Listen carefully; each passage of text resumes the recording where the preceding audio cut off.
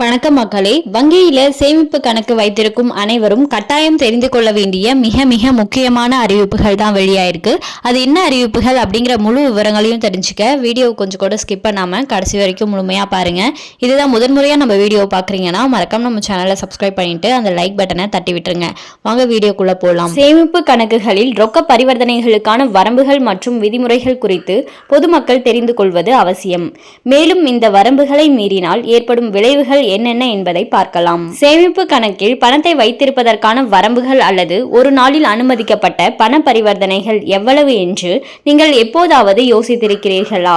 வரி விதிகளின்படி ஏப்ரல் 1 முதல் மார்ச் 31 வரையிலான ஒரு நிதியாண்டில் சேமிப்பு கணக்கில் மொத்த ரொக்க வைப்பு அல்லது திரும்ப பெறுதல் ரூபாய் 10 லட்சத்திற்கு மிகாமல் இருக்க வேண்டும்.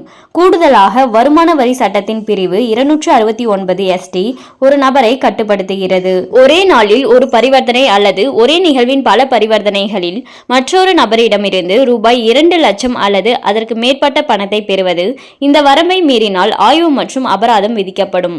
ஒரு நிதியாண்டில் உங்கள் சேமிப்பு கணக்கில் ரொக்க பரிவர்த்தனைகள் ரூபாய் 10 லட்சத்தை தாண்டினால் என்ன நடக்கும்? அத்தகைய எந்த நடவடிக்கையும் அதிக மதிப்புள்ள பரிவர்த்தனையாக தகுதி பெறுகிறது. வருமான வரி சட்டத்தின் பிரிவு 114B கீழ் இதுபோன்ற நிகழ்வுகள் குறித்து வருமான வரித்துறைக்கு அறிவிக்க நிதி நிறுவனங்கள் கடமைப்பட்டுள்ளன. மேலும் ஒரே நாளில் ரூபாய் 50,000ற்கு மேல் ரொக்கமாக டெபாசிட் செய்தால் உங்கள் பான் கார்டை கட்டாயம் சமர்ப்பிக்க வேண்டும். உங்களிடம் பான் இல்லையெனில் படிவம் 60 அல்லது 61 மாற்றாக சமர்ப்பிக்கலாம்.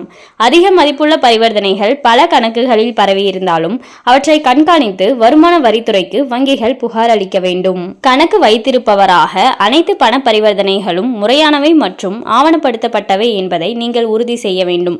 இந்த விதிமுறைகளை கடைபிடிக்க தவறினால் அபராதம் அல்லது அதிகாரிகளால் மேலும் விசாரணை ஏற்படலாம்.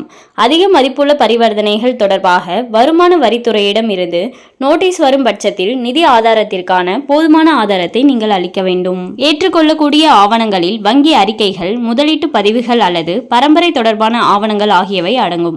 எப்படி தொடர்வது என்பது பற்றி உங்களுக்கு நிச்சயமற்றதாக இருந்தால் ஒரு தொழில்முறை வரி ஆலோசகரிடம் கலந்தாலோசிப்பது செயல்முறையின் மூலம் உங்களுக்கு வழிகாட்டும் மற்றும் சட்ட தேவைகளுக்கு இணங்குவதை உறுதி செய்யும். இந்த வழிகாட்டுதல்களை புரிந்து கொள்வதன் மூலம் தனிநபர்கள் தங்கள் நிதி நடவடிக்கைகளை பொறுப்புடன் நிர்வகிக்கலாம். மேலும் நீங்கள் வருமான வரி அதிகாரிகளுடன் தேவையற்ற சட்ட சிக்கல்களை தவிர்க்கலாம். பாத்தீங்கன்னா சேமிப்பு கணக்கு வைத்திருக்கும் அனைவரும் ஒரு வருடத்திற்கு எவ்வளவு பரிவர்த்தனைகள் மேற்கொள்ள முடியும், அதற்கு மேல பண பரிவர்த்தனைகள் மேற்கொண்டால் என்னென்ன விளைவுகள் வரும் அப்படிங்கிற முழு விவரங்களையும் பார்த்தோம். மேலும் இது போன்ற அரசாங்கம் சார்ந்த அனைத்து அப்டேட்களையும் உடனுக்குடனே தெரிஞ்சுக்கணும்னு நினைச்சீங்கன்னா மறக்காம நம்ம சேனலை சப்ஸ்கிரைப் பண்ணி பக்கத்தில் இருக்க பெல் ஐகானை கிளிக் பண்ணி அதில் ஆளுங்கிற ஆப்ஷனை செட் பண்ணி வச்சுக்கோங்க. அப்பதான் நம்ம அப்லோட் பண்ற வீடியோ உடனுக்குடனே உங்களுக்கு நோட்டிஃபிகேஷனாக வந்து சேரும். அது மட்டும் இல்லாமல் அந்த லைக் பட்டனை தட்டி விட்டுருங்க. தேங்க்ஸ் ஃபார் வாட்சிங்.